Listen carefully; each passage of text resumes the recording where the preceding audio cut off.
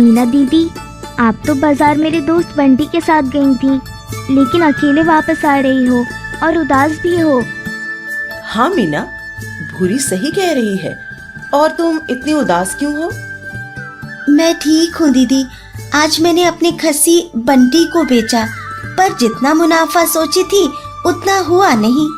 मेरा खस्सी अच्छे दाम पर बिके, उसके लिए क्या कुछ नहीं किया। पेट के कीड़े मारने की दवा पिलाई, समय पर टीकाकरण करवाया, बर्डीजो विधि से बधियाकरण करवाया, यहाँ तक कि चारा दाना का भी अच्छे से ख्याल रखा। अच्छी बात है कि तुम अपने बकरियों का बहुत अच्छे से ख्याल रखती हो, लेकिन बकरियों को बिना तौल और मोल भाव किए हुए ऐसे ही बाजार में या स्थानीय खरीदारों को बेचने से उसका सही दाम कभी नहीं मिल पाता है। तुम्हें भी दूसरी समझदार दीदियों की तरह बकरी बेचने के लाभदायक तरीकों को अपनाना होगा, जिससे तुम्हें बकरी पालन से अच्छा मुनाफा मिल सके। ये बकरी बेचने के लाभदायक तरीके क्या होते हैं दीदी? इसमें हम अपने खस्सी या पाठी को बेचने से पहले उसका वजन करते हैं, फिर स्थानीय बाजार या हाट में जाकर उसका प्रति किलोग्राम जिंदा या मांस का मूल्य पता कर लेते हैं। इससे खस्सी या पाठी का सही दाम मालूम हो जाता है। लेकिन हम अक्सर गलती करते हैं। जब भी खरीदार हमारे दरवाजे पर आते हैं और बिना वजन किए केवल अंदाजन खस्सी का वजन बताकर अपने मन के मुताबिक मूल्य बता देते हैं और हम खस्सी को उसी मूल्य पर बेच देते हैं। जी दीदी, बिल्कुल सही कहा आपने। फिर हमें क्या करना चाहिए? बकरी का उचित मूल्य प्राप्त करने के लिए हमें बाजार मूल्य की जानकारी रखना और बकरी को वजन कर उसका बिक्री मूल्य तय करना जरूरी होता है। साथ ही साथ एक बात ध्यान रखना जरूरी है कि हम सब बकरी पालक समूह के सदस्य हैं, तो बकरियों की बिक्री भी एक साथ समूह के माध्यम से करना चाहिए, जिससे हमारा बिक्री मूल्य समान रहे और अच्छे से मोल भाव करके बेचने से हमारी बकरियों का उचित दाम भी मिल जाए। हाँ दीदी, जब हम उत्पादक समूह के माध्यम से बकरियों को बेचेंगे तो खरीदारों को मनमानी करने से भी रोका जा सकता है। एकदम सही सोच रही हो मीना। एक बात और ध्यान रखना, खस्सी की मांग बकरीद, होली, नया साल, यहाँ तक कि शादी विवाह के अवसर पर ज्यादा होती है।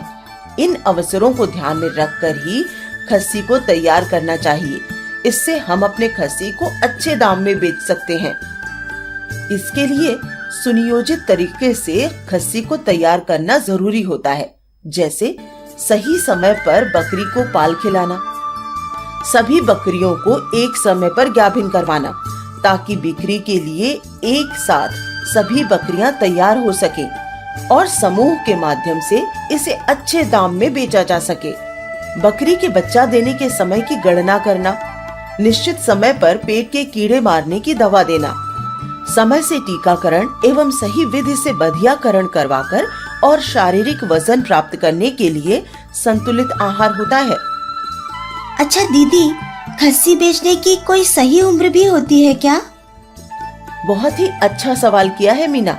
अक्सर हम खस्सी को 4 से 6 महीने का होने पर बेच देते हैं और हम यही गलती कर जाते हैं। खस्सी का वजन 4 से 6 महीने की उम्र के बाद तेजी से बढ़ता है, इसीलिए खस्सी जब 10 से 12 महीने की उम्र का हो जाए तभी बेचना चाहिए, क्योंकि उस समय उसका वजन ज्यादा होता है और अच्छा दाम भी मिल जाता है। दीदी, आगे से ध्यान रखूंगी। अभी मेरे पास 3 मेमने हैं और इनको बकरीद के लिए तैयार करूंगी।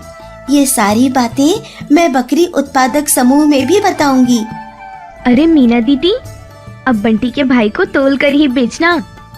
ठीक है भूरी, तुम्हारी बातें याद रखूंगी। अब चलती हूँ। ठीक है मीना।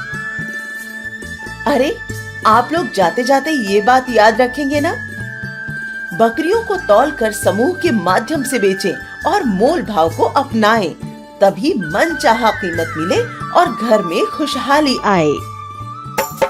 समूह द्वारा बकरियों को बेचो सभी, जहाँ से लाभ ज्यादा हो बेचो वहीं। 10 से 12 माह इनको खिलाना पिलाना, तोल के भी देखो कितनी वजनदार हो गई। बेचने से पहले जरा मोल भाव करना।